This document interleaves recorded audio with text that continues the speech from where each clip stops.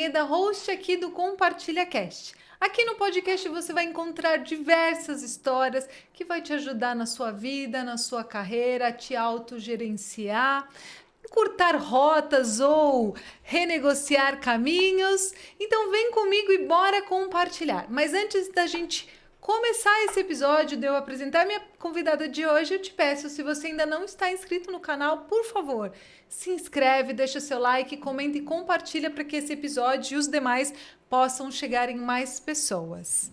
Bom, antes até de apresentar a minha convidada de hoje, eu vou fazer a minha autodescrição.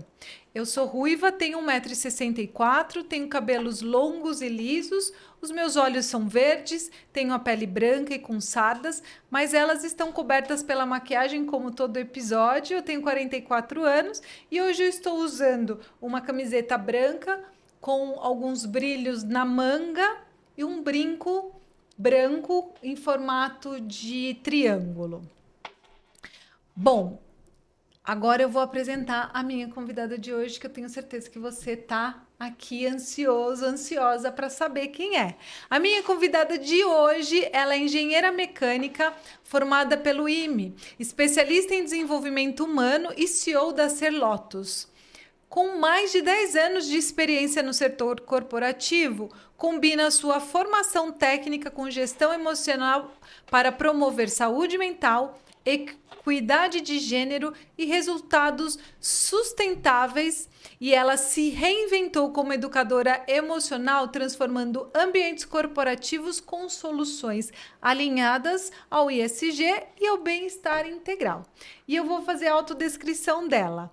Ela hoje se identifica como uma mulher cis e parda, tem 1,70 m, cabelos longos e cacheados e castanhos, olhos pretos e tem 38 anos. E hoje ela está vestindo um cropped verde da cor militar com uns brincos de prata, bem bonitos e volumosos. Bom, seja muito bem-vinda ao Compartilha Cast, Priscila! Obrigada, Vivi. É um prazer estar aqui. Eu estou muito feliz de poder compartilhar um pouquinho da minha história, da gente conversar, enfim, falarmos sobre assuntos muito importantes e que também tocam muito a minha história de vida pessoal. Maravilhoso. Eu que agradeço e agradeço você, Glaucio, por mais uma conexão incrível que a gente está trazendo aqui no Compartilha Cast. Inclusive, o tema de hoje é para você, mulher, e lógico, para você, homem também, que está no seu trabalho, no seu dia a dia, precisando trabalhar a sua saúde mental, principalmente dentro do mundo corporativo. Vamos lá, ajudar todas essas mulheradas e os líderes também que precisam de algumas informações necessárias, né? Então, bora lá, Pri, já quero começar te perguntando como que tudo começou, de onde surgiu essa transformação, né? De sair de uma engenharia e agora trabalhar com bem-estar. Eu acho que quando a gente falou sobre o podcast Atravessar a Minha História, acho que invariavelmente eu preciso contar um pouquinho da minha história. E como a gente estava conversando no início, né, antes da gente entrar aqui no ar, eu me formei pelo IME, que é o Instituto Militar de Engenharia, e para quem conhece sabe que esse vestibular é um dos vestibulares mais concorridos do Brasil. Eu estudava de 5 horas da manhã a 7 horas da noite todos os dias. Uau! De segunda a sábado, todo sábado a gente fazia prova, domingo eu tirava o dia de descanso. E nesse período eu conheci o yoga e confesso que caiu de paraquedas na minha vida. E foi o que me manteve sã durante 2 anos de pré-vestibular, até eu passar. E eu fazia prática 2 vezes por dia. Assim, eu acordava, estudava um pouco, tomava café, fazia prática, ia para o cursinho, saía do cursinho, ia para a prática e voltava para casa, enfim, seguia minha rotina. Quando, nesse período, eu já tinha alguns sinais de que eu não estava legal emocionalmente.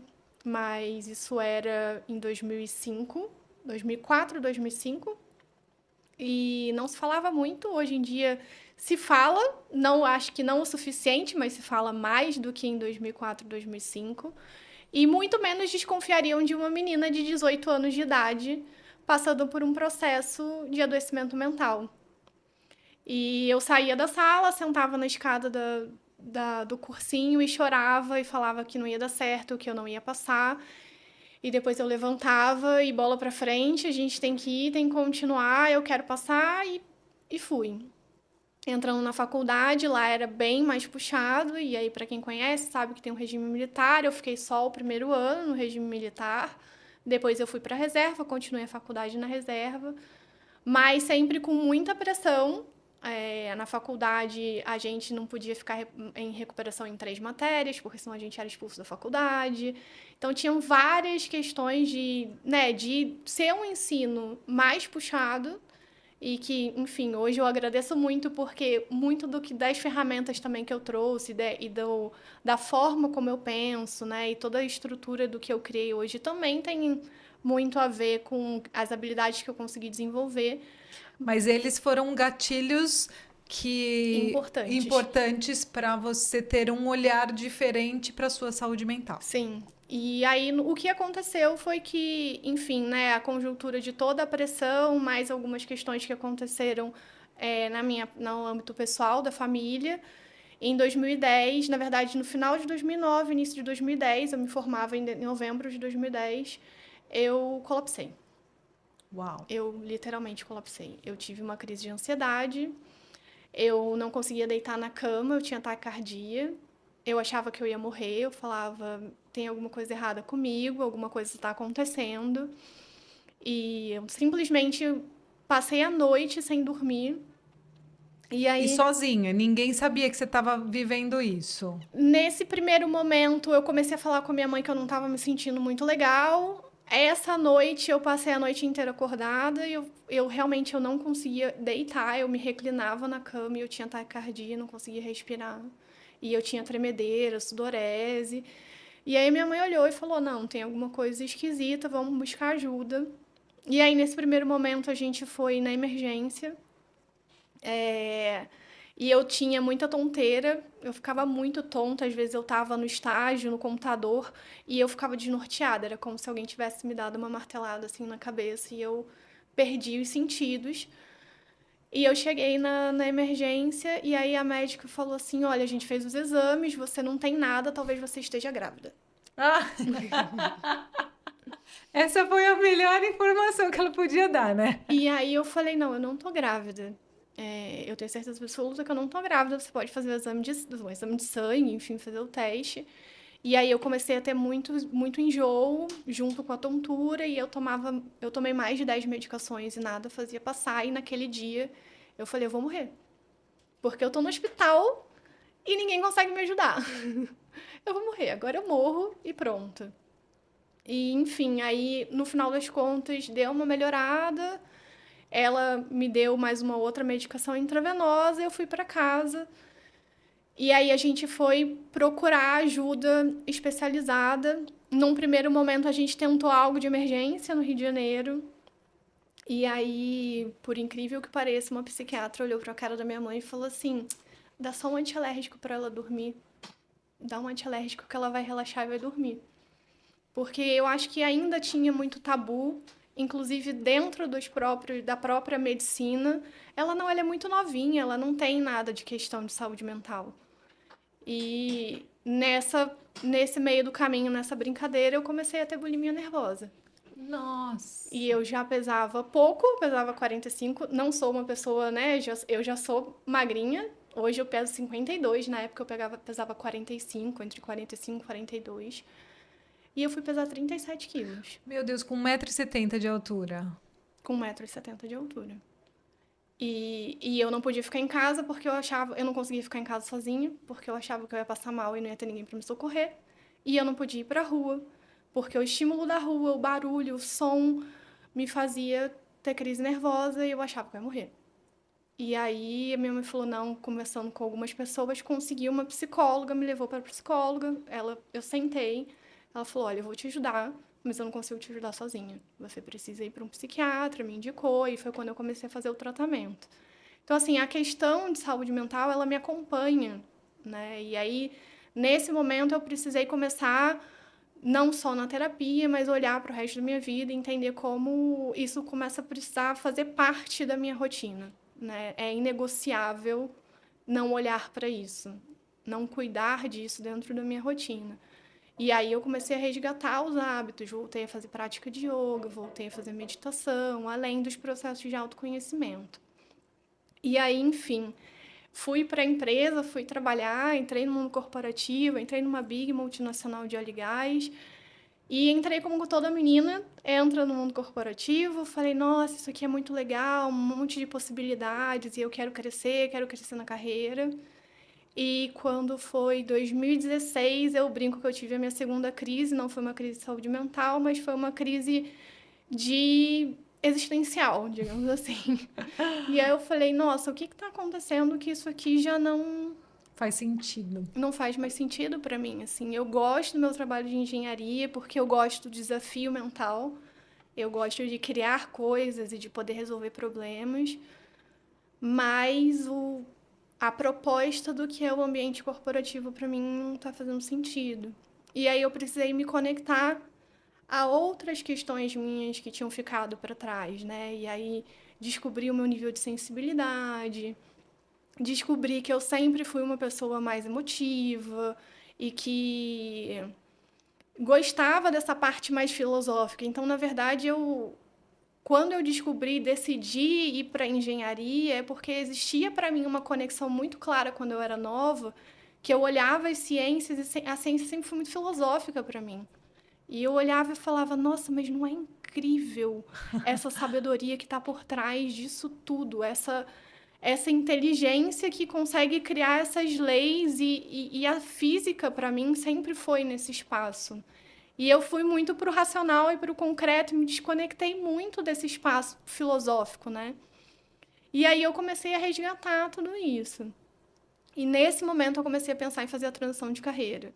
E aí eu falei, não, quero trabalhar com desenvolvimento de pessoas, mas eu ainda estava na fase de quero engravidar, como vai ser isso? E eu brincava que eu ficava com um pé lá e um pé cá. Então, nesse período, eu ia para a empresa, eu fazia meu expediente, mas eu também dava prática de yoga. Então, nos horários fora do horário do corporativo, eu facilitava círculos de comunicação não violenta, eu já fazia processos de coaching, né? Fui fazendo as formações e fui aplicando com as pessoas que faziam parte da equipe, com outras pessoas que me contratavam por fora. Então, eu usava esse tempinho que eu tinha para já começar a tatear aquilo que eu estava querendo fazer. E experimentar as possibilidades, porque já que aquilo que você fazia não fazia mais sentido para você, deixa eu experimentar o que pode fazer sentido daqui para frente. Exatamente. E aí começar a construir e falar, nossa, isso aqui eu gosto, isso aqui nem tanto, com quem que eu me sinto mais confortável de, né, conversar, quais são os tipos de projeto que eu gosto e que realmente, assim, me traz esse ânimo. E aí eu brinco que era a minha máscara de oxigênio, assim, né? Eu respirava um pouquinho e ia pro corporativo e falava, não, tudo bem, vamos lá. E, e aí, enfim, a gente, nesse meio do caminho, eu falei, não, realmente eu quero engravidar. E eu, conversando muito com meu marido, e essa decisão, assim, nisso eu posso dizer que eu sou uma pessoa bastante privilegiada. Dentro do meu relacionamento, a gente sempre teve essas conversas, esses diálogos muito... que às vezes são muito desafiadores, mas ao mesmo tempo são muito agregadores. E toda essa decisão de transição de carreira, né, de me planejar, de planejar uma contingência financeira, sabendo que, né, a gente não começa um negócio já rodando. Então, assim, planejamento financeiro e falando, ó, amor, agora se eu decidir me desligar, a gente vai, né, tem essa questão, como é que a gente vai se organizar financeiramente? E tudo isso foi super discutido. E aí a gente falou, não, tudo bem, quero engravidar, eu vejo como é que vai ficar isso depois da gestação.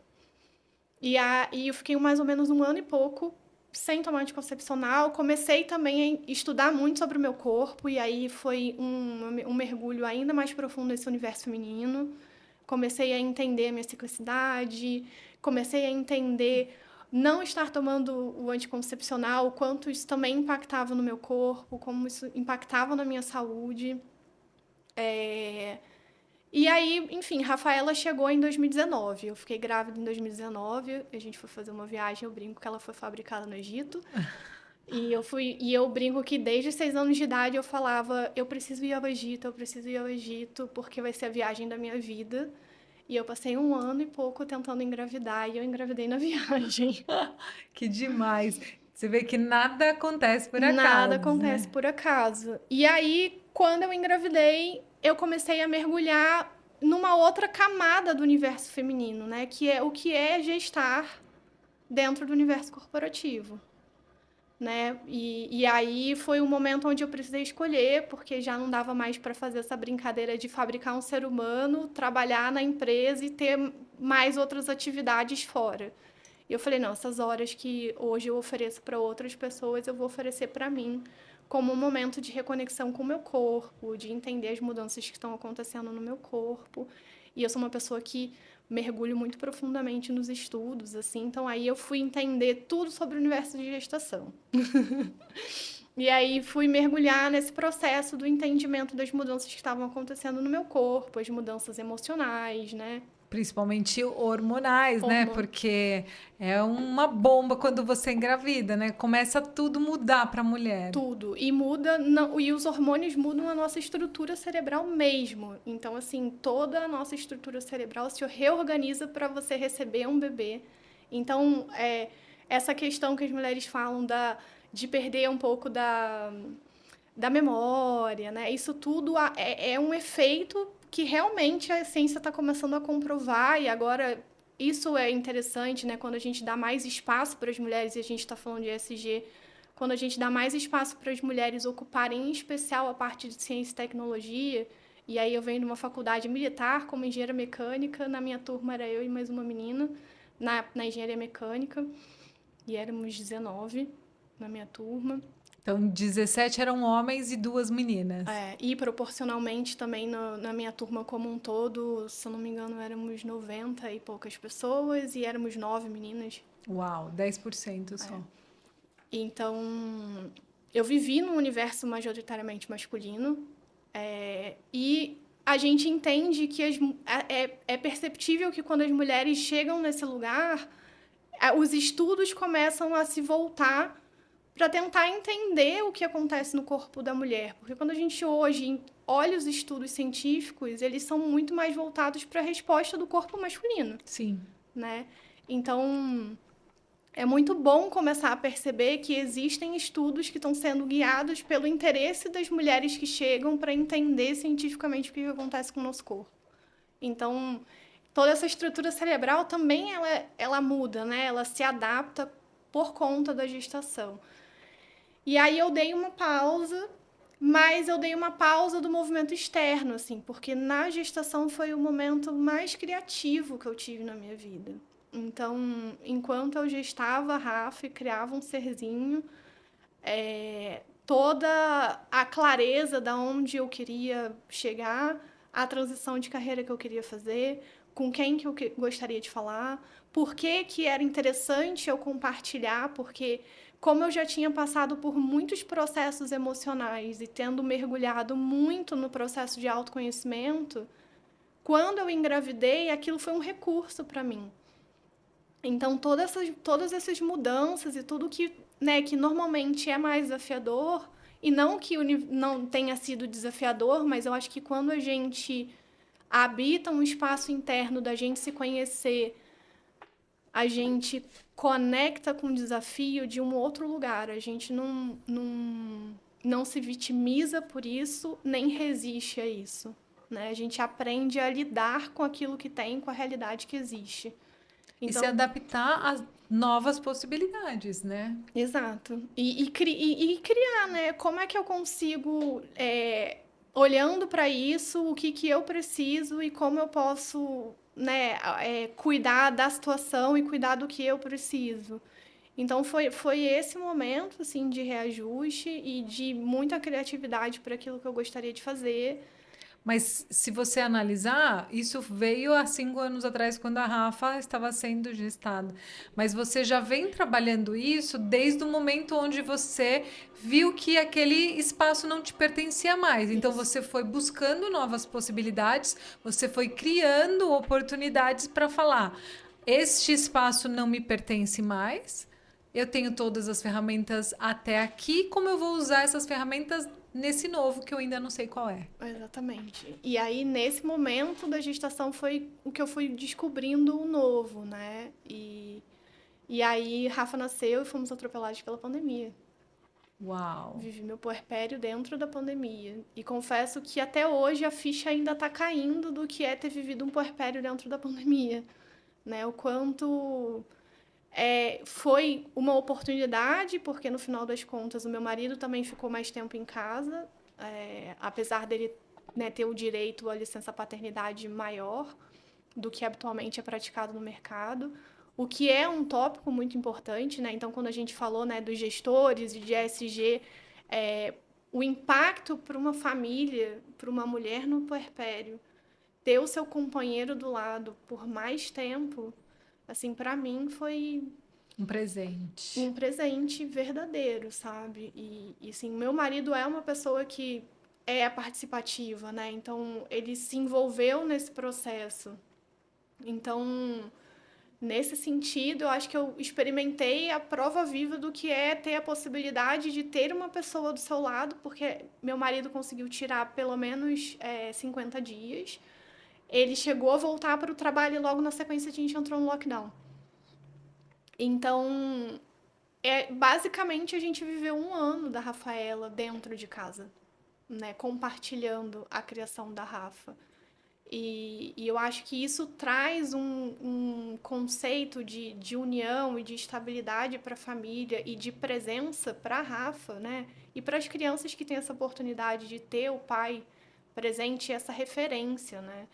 E quando a gente está falando das crianças, a gente precisa entender que a minha filha hoje com 5 é a colaboradora daqui a 20 anos que está trabalhando numa empresa que tem a intenção de ser longeva, né? Sim. Então, como as empresas podem contribuir para que aquela pessoa que vai sentar lá depois seja emocionalmente mais saudável, seja emocionalmente mais inteira?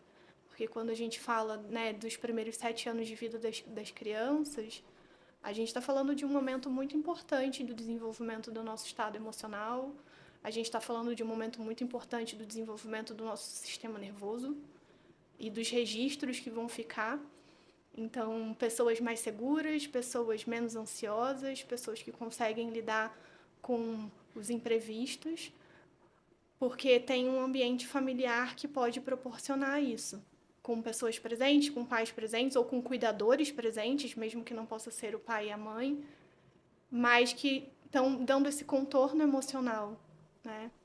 E você acredita que tudo isso que você viveu, que você é, acabou participando, contribuiu hoje para o seu dia a dia no que você faz na Ser Lotus? Sim, porque o que aconteceu no final das contas foi que eu fui começando a fazer um processo de mentoria individuais, fazendo alguns processos de palestra para empresa, né? E comecei nesse lugar mais tímido, digamos assim. E a grande virada foi no ano passado, agosto do ano passado, onde existe uma norma regulamentadora que fala sobre programas de gestão de risco das empresas, e até então as empresas precisavam falar e fazer a gestão de riscos ergonômicos, né, ou químicos, biológicos, mas a gente não falava sobre gestão de risco associado a adoecimento mental. E em agosto do ano passado, o que aconteceu foi essa atualização da norma, incluindo a obrigatoriedade para as empresas a fazer a gestão do risco psicossocial associado ao adoecimento mental. E aí foi a hora que eu juntei o meu lado da engenharia com tudo isso que eu já estava aplicando com as mentorias, porque dentro das mentorias, o trabalho basicamente que eu faço é um trabalho de autoconhecimento, de entendimento de si, mas com essa pegada e essa tocada de como a gente começa a colocar no nosso dia a dia momentos de cuidado de saúde mental. Quando eu falei lá atrás, né, eu descobri que tem uma coisa para mim que é inegociável, que é ter isso no meu dia a dia. E aí a gente não precisa, eu brinco assim, a gente não precisa esperar ter cárie para escovar o dente. Por favor, né? A gente não precisa esperar ter um burnout para fazer alguma coisa, né? Então, assim, como eu consigo escovar o meu dente, eu escovo o meu dente 3 vezes por dia, como eu consigo inserir pequenos hábitos no meu dia a dia para que eu tenha esse equilíbrio. Porque, no final das contas, foi tudo isso com as ferramentas e a minha própria vivência que eu fui criando esse espaço. E aí eu olhei para aquilo e falei, nossa, agora eu vou juntar os meus dois universos. E aí foi quando eu criei também a ferramenta diagnóstica, e aí no período de... Foi final de agosto, foi setembro, outubro e novembro, basicamente imersa para criar uma ferramenta que pudesse olhar para esse processo de gestão de risco mesmo, fazendo uma análise de risco, um olhar bem mais voltado para a engenharia, mas somando esses conhecimentos. E aí, no final das contas, esse é o processo do Ser Lotus, né? A gente começou mais voltado para pessoas físicas, com esse suporte, esse apoio no desenvolvimento emocional e como fazer essa autogestão emocional. E aí agora a gente está trazendo isso para o universo corporativo através do programa de gestão de risco. Mas ainda, Pri, a gente falando, como é desafiador a gente conseguir chegar nas empresas e falar sobre isso, né? Porque a gente ainda encontra um mundo corporativo muito autoritário dizendo, imagina, eu não preciso ter esse olhar, eu preciso só vender, eu só preciso ter lucro. Que é isso que existe, para isso que existem as empresas e é hoje ainda se muito trabalhado. Vamos dizer que as grandes corporações têm mais facilidade para isso, porque daí cada um tem o seu espaço, né? Cada um tem o seu departamento. Agora, e as empresas pequenas, como elas fazem isso? Elas ainda não conseguem se auto-organizar, né? Ter essa facilidade. Você vê, não existe RH, as empresas pequenas, eles existem os departamentos que a gente falava de departamento pessoal. Como que a gente implementa nessas empresas, principalmente as empresas pequenas? E porque as grandes, elas já tem uma estrutura. Já tem uma estrutura e é cobrada por isso, né? As maiores, elas são mais estruturadas, obviamente, né? Por conta dos seus próprios processos internos. E aí tem toda uma questão dos investidores, né? E do mercado que normalmente já cobra as empresas a fazerem isso. Mas para empresas pequenas e a construção da ferramenta foi exatamente pensando nessa possibilidade de apoiar empresas menores a organizarem seus processos de uma forma mais estratégica. Então, o mapeamento hoje, ele, além de olhar para as questões de risco, né, psicossocial, eu consigo ter uma estratificação de toda a população dessa empresa. Então, saber, por exemplo, sobre faixa etária, quais os cargos, como essas pessoas se identificam racialmente, como gênero. E dentro dos grupos, eu criei grupos onde a gente pode fazer uma verificação de entender dentro dessa população, qual é a população que está mais exposta a determinados riscos e esses riscos estão associados a comportamentos. Então, o diagnóstico em si, ele apresenta um painel muito claro, onde as pequenas e médias empresas vão conseguir olhar e falar assim, olha, para você é mais interessante agora cuidar com relação à comunicação. Mas você não precisa oferecer isso para todo mundo. A gente consegue ver aqui que o grupo que está mais exposto, que tem mais dificuldade dentro dessa parte de comunicação, por exemplo, é o grupo do departamento tal, no cargo tal. Então, as empresas pequenas, elas conseguem otimizar o custo dela e executar o plano de ação para que ela tenha o benefício não só de cumprir a legislação, mas de fato de conseguir apoiar as pessoas e ter um resultado na empresa. Então, quando a gente olha basicamente para o que é o risco psicossocial, a gente está falando muito mais de comportamento. A gente está falando muito mais sobre como as pessoas se comportam no ambiente corporativo. Então, o que eu acho assim, é que empresas menores, elas têm a dificuldade de não ter a estrutura, mas o diagnóstico pode oferecer essa possibilidade de organização e estruturação estratégica do como ela vai aplicar o plano de ação. Em compensação, as empresas maiores, elas podem ser mais estruturadas, mas a gente tem o desafio, muitas das vezes, com relação à liderança, que é uma liderança que está normalmente mais associada a ter mais controle, a ser mais autoritária. Então, a depender do modelo de negócio de uma empresa grande, a gente pode ter dificuldade, na verdade, com as pessoas flexibilizando e implementando isso, né? Porque a gente fala de pressão, né? E aí, como é que esse gestor coloca as metas para a sua equipe? Como ele se comunica com essa equipe? Quando ele não está batendo a meta, como ele engaja essa equipe? E aí a gente pode fazer um monte de treinamento, mas essa pessoa precisa também olhar para dentro, né? E precisa fazer esse trabalho de conexão. E aí é que eu faço o gancho com a habilidade emocional, né? E eu preciso entender que esse estresse ele vem para mim, eu sou cobrado, eu sou pressionado, eu preciso ter essa possibilidade de digerir isso e criar um espaço dentro da minha equipe onde essa equipe se engaje e colabore comigo. E colabore entre si. Sim. Né? No entendimento de que o meu trabalho, ele impacta o trabalho da pessoa que está do lado. E como a gente constrói isso de uma forma como um organismo vivo, onde cada ser é importante dentro desse organismo. E cada um tem que fazer a sua parte, E né? cada um tem que fazer a sua parte. O quanto que isso pode colaborar mesmo para que as pessoas consigam evitar essas cáries antes mesmo de estar doendo, né? Como você brincou com o exemplo, né? Não vamos no dentista só quando a gente tiver cárie, né? Vamos já fazer a prevenção. Vamos prevenir, então, as empresas com informações sobre esses principais pontos de ser trabalhado a saúde mental? Porque nós estamos falando com seres humanos, Sim. né? O quanto isso vai ajudar e impactar melhor para cada resultado e até mesmo não só o resultado dentro da empresa, mas para o colaborador. O que eu enxergo é que existe uma janela de oportunidade para a gente olhar para essa mudança normativa para além do é mais um papel que eu tenho que cumprir, assim, né? Que eu tenho que assinar lá e mandar para o governo.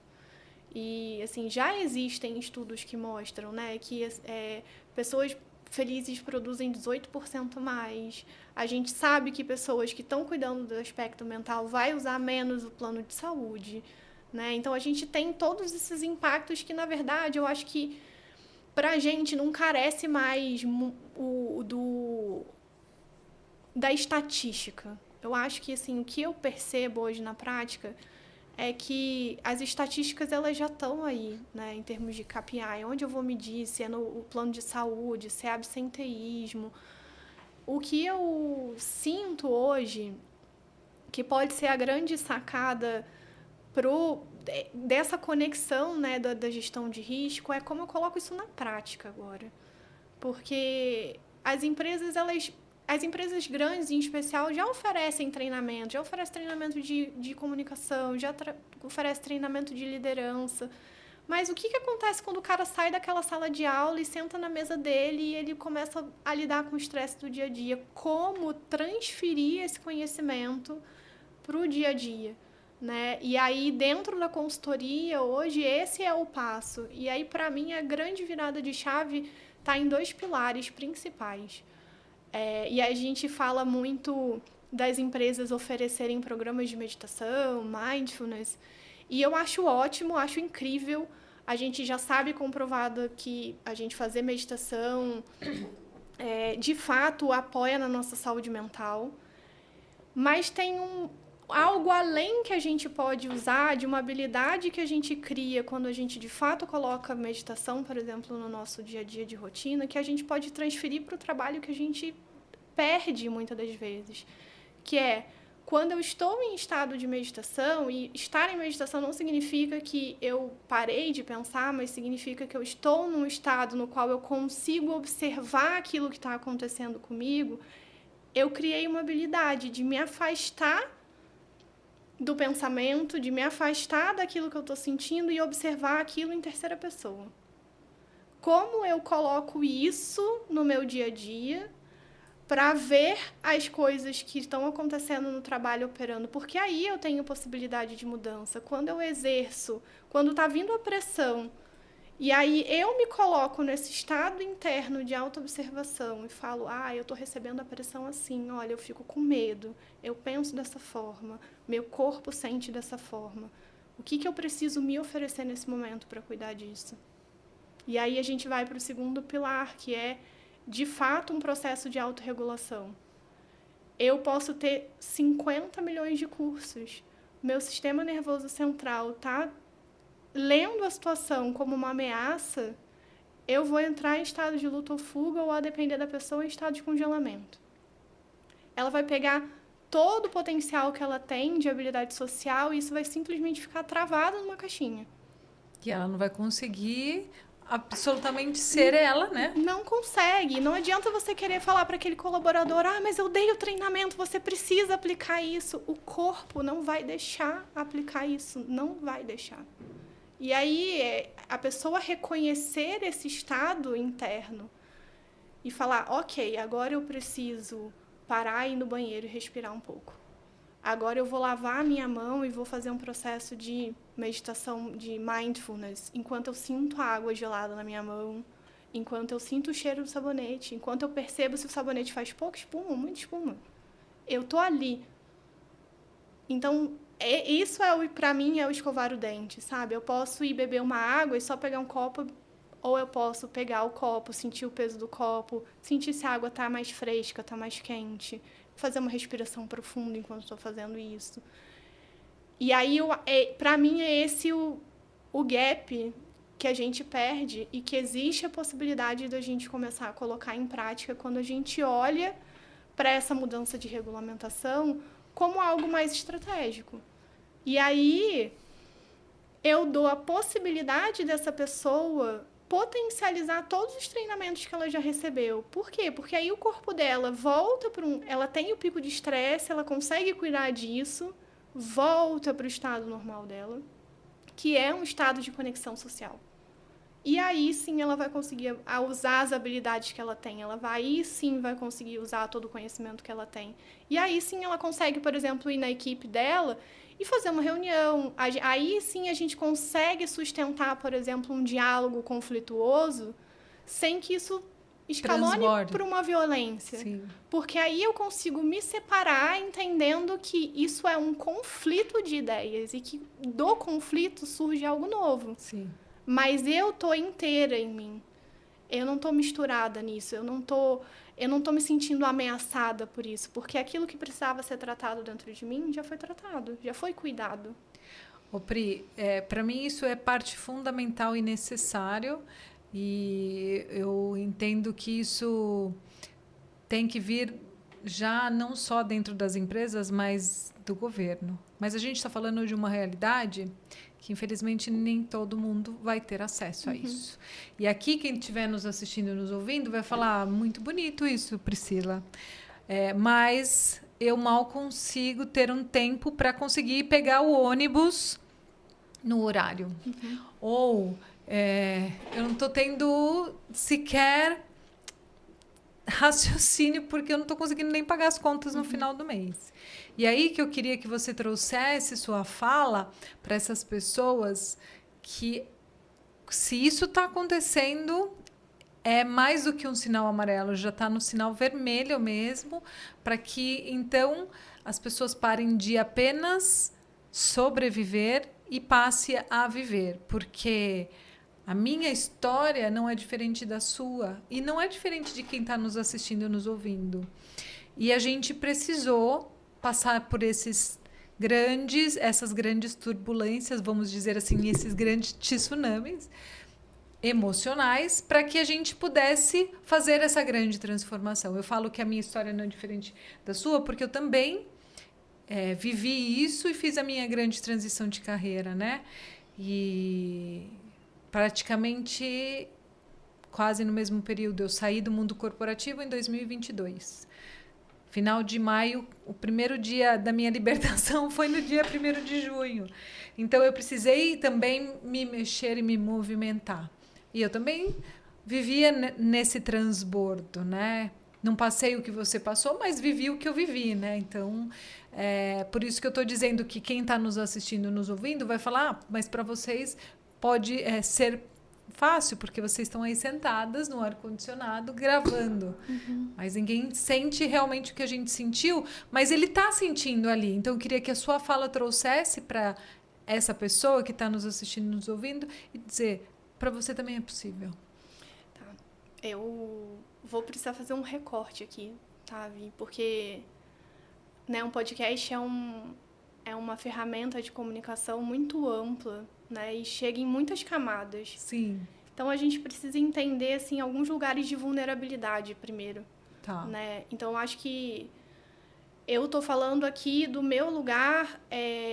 Pri hoje, Pri vem de uma história de uma família que não tinha muito poder aquisitivo. A escolha também de ir para engenharia e de fazer todo esse processo, depois de muitos processos psicológicos e terapêuticos, né? Também estava muito associada a ter uma liberdade financeira. Eu construí uma liberdade financeira em cima disso, em cima de todo, né, o quebrado em pedaços emocionais por tudo aquilo que a gente conversou. Então, acho que assim, o primeiro ponto tem uma questão de liberdade financeira que toca e vai tocar muito, em especial, as mulheres, mas quando a gente fala também de pessoas periféricas e pessoas pretas, pardas, isso toca em outros lugares, né? E aí eu acho que quando você fala de, né, o governo, a gente precisa entender que tem algumas coisas que passam mesmo, né? Quando a gente está falando de cotas, por exemplo. Então, como a gente consegue fazer com que essas pessoas tenham um mínimo de condição para acessar, né, as ferramentas, acessar oportunidades, porque é muito difícil a gente falar sobre saúde mental se essa pessoa está dormindo e ela não sabe como ela vai alimentar o filho dela no dia seguinte, né? Então, isso é um ponto que a gente precisa colocar e que não dá para deixar isso de fora, né? Totalmente. Mas o que eu vejo que é sempre possível, e isso a gente sempre vai poder se responsabilizar, é como a gente vai receber aquilo que a gente está vivendo, né? Eu, participando de muitos eventos de comunicação não violenta, uma das coisas que me marcou foi uma das pessoas que trabalha com isso, falou assim, nossa, às vezes a gente dá o controle remoto da nossa vida na mão de outra pessoa, e aí essa pessoa tem o poder de apertar o botão e falar, agora você fica irritado, agora você fica feliz, agora você fica triste. E aí você para e fala, o que eu quero sentir, como eu quero sentir, né? E assim, as dificuldades elas vão continuar existindo, os medos vão continuar existindo. Quando eu fiz a transição de carreira, tive as minhas reservas e em algum momento eu falei, agora a coisa precisa funcionar, porque a reserva está indo embora. E você tem os medos, mas ter esse espaço de autoobservação e perceber, eu consigo lidar com isso sozinho? Não consigo. Então peça ajuda. E aí, não tem dinheiro para pedir ajuda. Vá no posto de saúde, vá na UPA, porque a gente tem os CRAs, né, que é centros de... Eu esqueci o que significa os CRAs, mas a gente tem uns centros onde a gente pode ir e se inscrever para participar, né, de tratamentos e apoio, né? Então, é importante a gente entender e buscar dentro das possibilidades que a gente tem. Normalmente, nas faculdades, elas oferecem valores sociais para as pessoas que estão se formando em psicologia, em psiquiatria. Então, assim, existem meios, né? Precisa buscar essas oportunidades. A gente precisa buscar as oportunidades. Assim, hoje em dia, com o advento da internet e Instagram, tem muito projeto social bacana acontecendo que facilita esse espaço. Então, isso é importante, a gente saber pedir ajuda. A gente precisa saber quando a gente vai pedir ajuda, né? Então, parar e se perceber e falar, não estou dando conta sozinha e pedir ajuda. Então, acho que esse é o primeiro ponto, né? E assim, não, tô dando conta, eu estou sentindo que eu consigo. como eu vou aprender a sentir o que eu preciso sentir para que isso seja digerido, porque as emoções, elas têm esse processo, né? A gente fala, eu sinto as minhas emoções, eu tô com raiva, até porque o fulano, né? E a gente acha que a gente está sentindo porque a gente está pensando um monte de coisa sobre isso. E aí a digestão da emoção, ela não vem nesse lugar. Ela vem num lugar de parar, perceber isso no corpo, respirar nessa sensação, e isso vem e vai. E muitas das vezes essas emoções, elas precisam ser expressadas de alguma forma. E aí é que é a grande questão, porque fomos uma geração, e aí eu também vivo numa bolha, né, de pessoas que convivem comigo, com a minha filha, que graças a Deus existem já essas bolhas onde a gente permite com que as crianças possam se expressar, expressar os seus sentimentos e as suas emoções, mas viemos numa geração onde homens não choram, mulheres precisam sentar direito, não, você não pode chorar, mas que coisa feia, por que você está chorando? Olha, a amiguinha tão bonita, sem chorar. Pois é. Como existe essa fala ainda em grande proporção, né? E muitas vezes a gente precisa se policiar porque fomos educados dessa forma e a gente acaba repetindo, porque Sim. nós somos exatamente a produção de tudo que fomos construídos, né? Então, muito do que a gente fala veio do que a gente aprendeu com os nossos pais, com a nossa sociedade, com a nossa escola, né? E a gente repete. Agora, tá bom, você repetiu? Opa! Atenção. Cancela, Exato. eu vou falar agora isso. Eu já não sinto mais isso, eu vou fazer essa mudança. E aí é pro outro, mas pra gente também. Com certeza. E aí isso não significa que quando eu tô com raiva eu vou quebrar a cara da pessoa que eu tô com raiva. Não é sobre isso. Mas é sobre eu vou pro meu canto. E como eu vou expressar essa raiva? Eu quero socar o travesseiro, eu quero jogar o travesseiro longe, eu quero escrever sobre isso, eu quero chorar. Eu quero literalmente bater o pé no chão e ficar em pé e bater o pé no chão e fazer... Birra, porque criança faz isso quando tá com raiva. E isso é uma expressão do corpo para descarregar aquela energia que tá ali, né?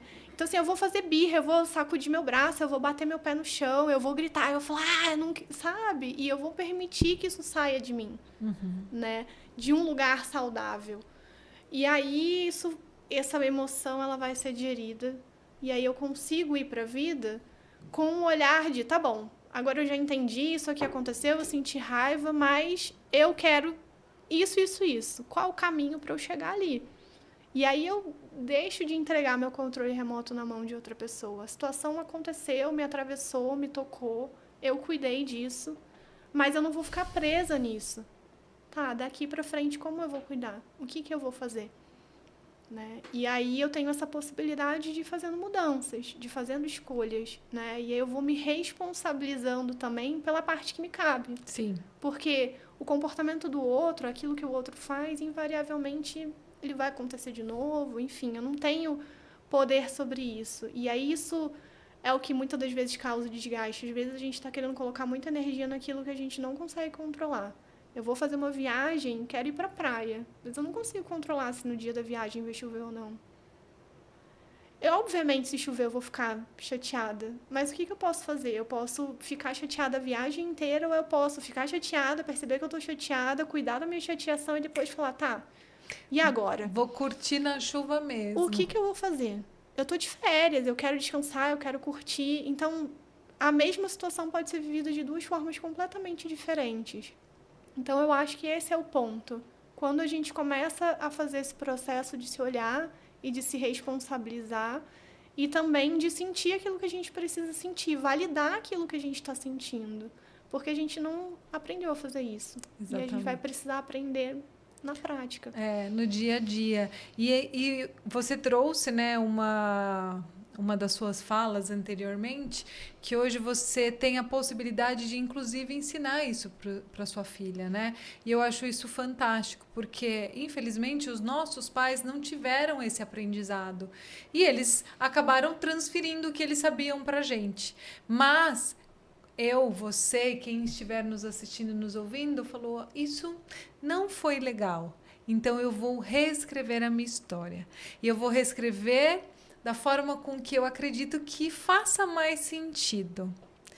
E aí, a partir daí, eu vou desenhar e vou colorir da forma como eu acredito e que eu gosto, porque não é a cor que os meus pais gostavam, é a cor que eu realmente gosto e vou seguir daqui para frente, para que dê a possibilidade para os próximos também desenharem e construírem a sua história. Que foi exatamente isso que você trouxe para mim, né? Resumindo muito, é isso que eu enxerguei, que você viveu a sua história baseado naquilo que você recebeu de informação e chegou um momento que você falou: isso não faz mais sentido para mim. Agora eu tenho que viver o que sinto e o que eu desejo. Então agora eu vou fazer isso. E agora está fazendo isso com muitas possibilidades e trazendo aquilo que foi a sua principal dor. E você agora está fazendo com muito amor, que é transformar e ajudar as pessoas na saúde mental delas, né, Pri? E eu acho que isso, quando você falou, né, de parar, olhar o que faz sentido, eu acho que a gente precisa ser honesto também nesse lugar, né, do mundo corporativo. A gente sabe que o mundo corporativo ele foi feito para dar dinheiro, para dar lucro, né? Esse é o espaço que se busca. Mas a gente está perdendo o principal, que é a conexão humana, assim, né? A gente... Tá, eu quero ganhar dinheiro, quero ter lucro, beleza, tá cheio de inteligência artificial aí. O que é do ser humano, sabe? O que caracteriza o ser humano, se não esse vínculo pelo nosso sentir, assim, né? Pelas nossas emoções. A gente se vincula com o outro por conta da conexão com as nossas emoções. Quando a gente conhece o outro, a gente conhece a história do outro, a gente cria esse vínculo, a gente cria esse laço. E a gente não pode perder esse espaço, né? A gente não pode perder esse lugar de vínculo e de conexão para construir alguma coisa coletivamente. Então, eu acho que a gente pode pensar nas grandes empresas também como um coletivo, como um organismo, né? E que se uma célula adoece, essa célula adoece outra célula, que adoece outra célula. Vira uma pandemia, né? E vira uma pandemia. Ô Pri, aproveitando isso, né? Quais são as habilidades emocionais mais importantes que você acredita que, para os líderes, né? Especialmente para as mulheres, e que elas precisam desenvolver para enfrentar aí agora os desafios do mercado atual? Tá, eu vou colocar uma provocação aqui. Coloca, Com adoro relação provocar. a isso, né? Eu acho que a gente fala muito sobre as mulheres terem que desenvolver habilidades socioemocionais, e confesso que quando eu comecei a entrar nisso, eu ouvi muitas vezes esse discurso: porque as mulheres precisam desenvolver as suas habilidades socioemocionais, porque as mulheres não sabem fazer networking, as mulheres têm dificuldade de vender os seus trabalhos. E aí eu coloco a provocação, que é a seguinte: as mulheres, eu gravei essa data porque foi o ano que a minha mãe nasceu, 1964. Até essa data, as mulheres não podiam trabalhar se não fosse por autorização dos homens, ou dos seus pais, ou dos seus maridos. O que significa que, até bem pouco tempo atrás, todo o mercado de trabalho foi modelado dentro de uma forma de ser do homem. Como fazer negócios, como liderar, como vender, como... Porque era o homem que trabalhava, não era a mulher. A mulher entrou no mercado de trabalho, a referência é a referência de comportamento de como os homens fazem. E aí a gente olha e fala: mas as mulheres precisam desenvolver porque elas não sabem fazer. Será que elas não sabem fazer, ou será que elas fazem de outra forma e a gente precisa começar a investigar com um pouco mais de curiosidade qual é a forma com que as mulheres fazem? E trazer isso para o ambiente corporativo. Sensacional essa forma de visualizar e essa grande provocação. Adorei. Eu realmente, assim, não é uma resposta pronta. Eu não sei te dizer se faz sentido ou não. Eu coloco realmente como uma provocação e eu deixo isso como um estado latente de curiosidade, de o tempo inteiro estar investigando isso, né? Como as mulheres fazem negócio? Como as mulheres criam networking? Como as mulheres vendem os trabalhos delas? Como será que a gente faz isso? Que não é mudar o nosso jeito. Será que existe uma outra forma? Ou será que existe um jeito só? Né? Porque eu particularmente acho que uma das minhas grandes características é essa habilidade que eu tenho de fazer conexões. Eu adoro, inclusive, o Compartilha Cast só me traz conexões incríveis, como hoje estou aqui com você, graças à maravilhosa Glaucia, né? Então, mas é sobre isso, né? Não existe um formato, existe várias formas de se trabalhar. E aí eu acho que a gente tem um pouco de resistência ao novo e o medo, né? E aí a gente entender que todo o modelo de mercado, de trabalho, tá pautado nisso. Então, obviamente, quando a gente começa a trazer essas provocações, a gente está sacudindo um pouco essas bases, né? Mas o que será que pode vir daí se a gente começa a permitir que outras formas de se liderar, outras formas de se fazer conexão habitem esse espaço? Né? Então, assim, falar que as mulheres não têm habilidade, gente, vamos lá. Eu vou colocar na maternidade, assim, planejamento para sair com uma criança. Vamos lá, o que você precisa pensar para levar para o dia, Ah, não, mas espera aí, eu tenho que marcar o médico, mas aí tem a agenda do trabalho. Gente, assim, então, assim, tem uma série de coisas que a gente naturalmente já faz, né? Só que a gente faz da nossa forma. Sim.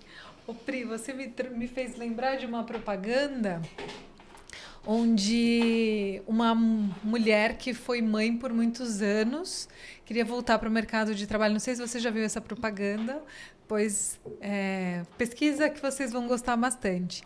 E ela já estava numa idade que o mercado de trabalho já havia de um jeito que ela estava sendo, vamos dizer assim, cancelada, né? Não tem espaço para você e tal.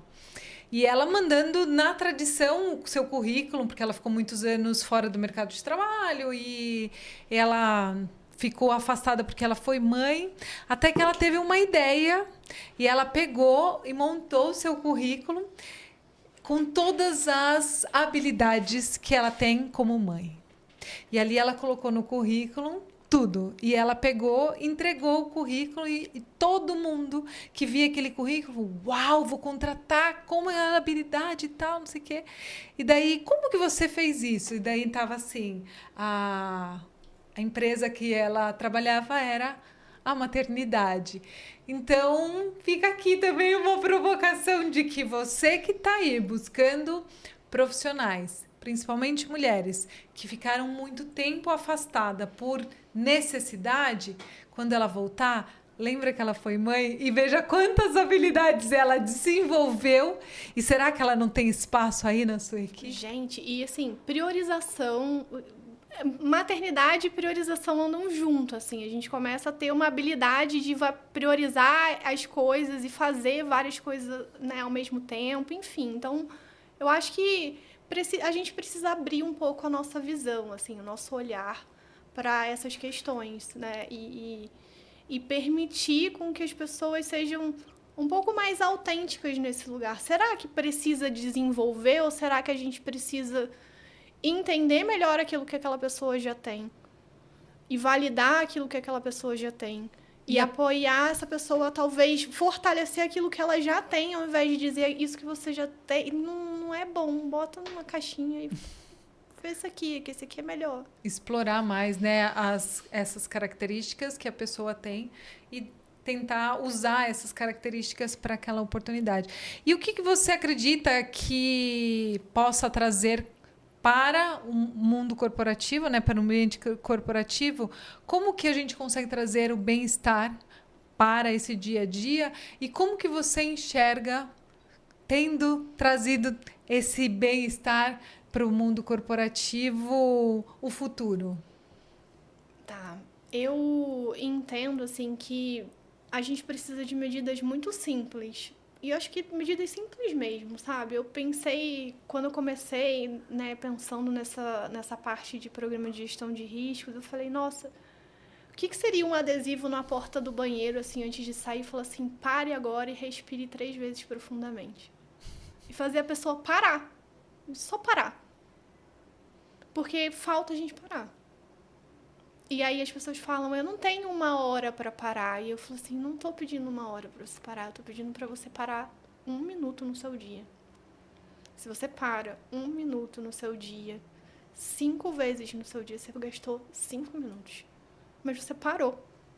E só o fato de parar já significa muito. Assim, significa que você já desconectou um pouco daquela atividade, você voltou pro corpo. Às vezes você tá trabalhando assim. E aí você parou 1 minuto e você falou, nossa, meu ombro tava tenso, eu preciso colocar meus pés no chão. Né? Como é que você está sentado ouvindo esse podcast agora? Né? Sente o seu corpo. Né? Peraí, como é que eu posso trazer mais conforto pro meu corpo agora? Né? Será que a gente brincou sobre o sapato? Será que meu sapato está me apertando? Será que eu não posso tirar um pouquinho do sapato? Posso andar deixar meu descalço pé aqui? Confortável aqui? Porque eu acho que bem-estar é sobre isso. Óbvio que a gente vai falar, né, da academia, do yoga, mas o que é mais palpável no momento, como você né? escolhe suas roupas? Sabe? Você escolhe suas roupas para ficar bonita e desconfortável? Ou aquilo que tá apertando e que você fala, mas tá apertando só um pouquinho, eu vou aguentar até o final do dia. E você chega no final do dia e você tá cheia de tensão no corpo porque aquela roupa tá te incomodando.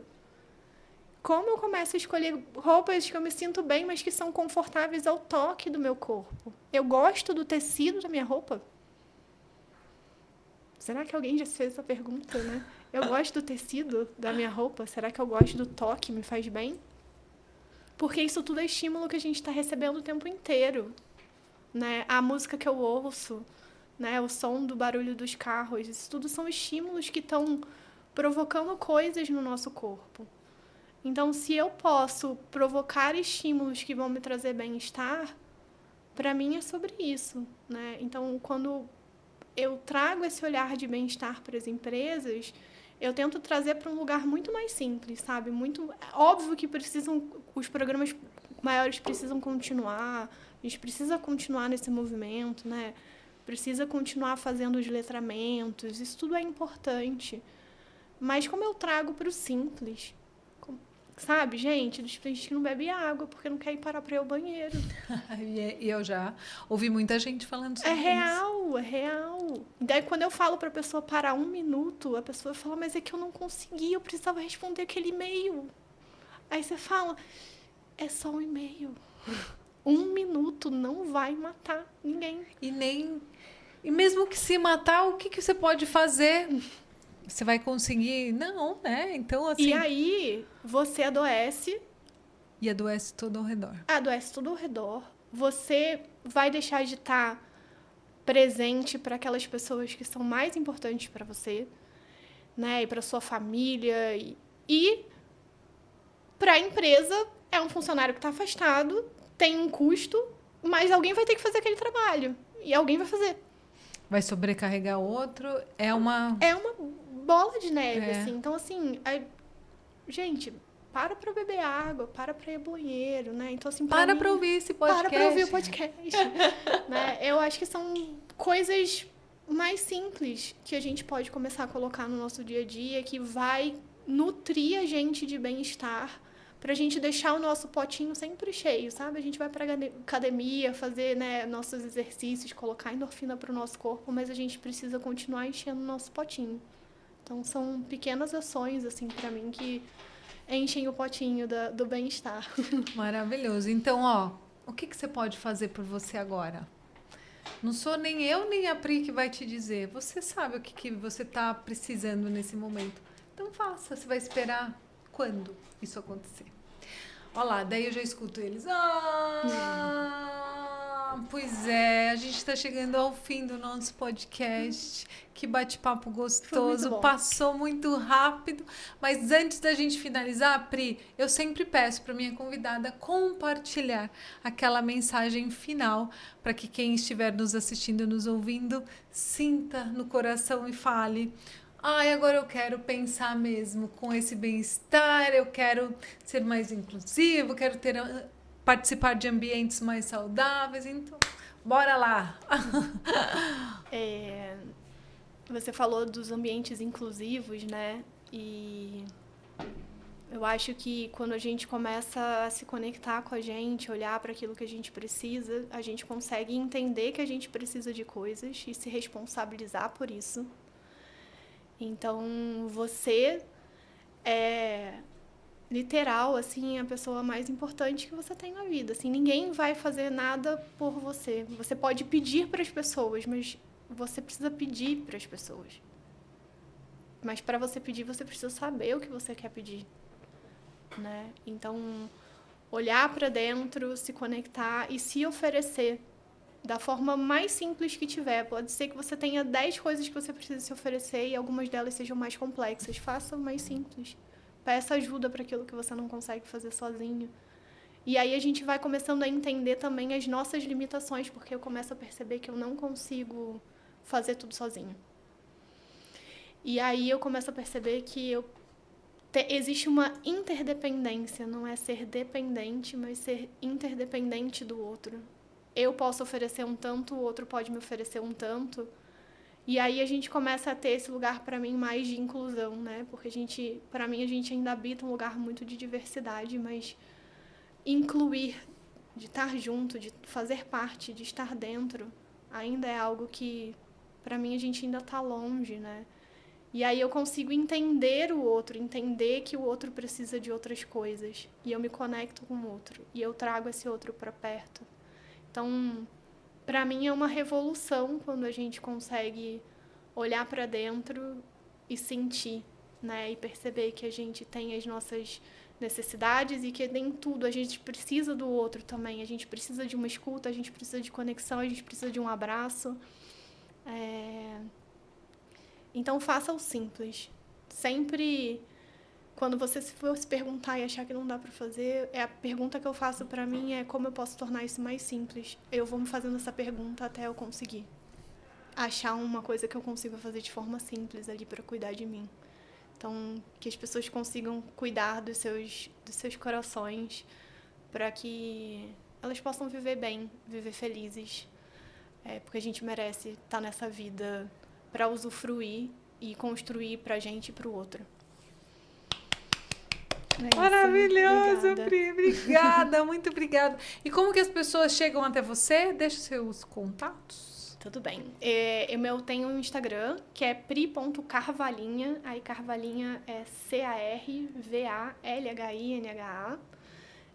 Tem o meu site também, que é www.serlotus.com.br.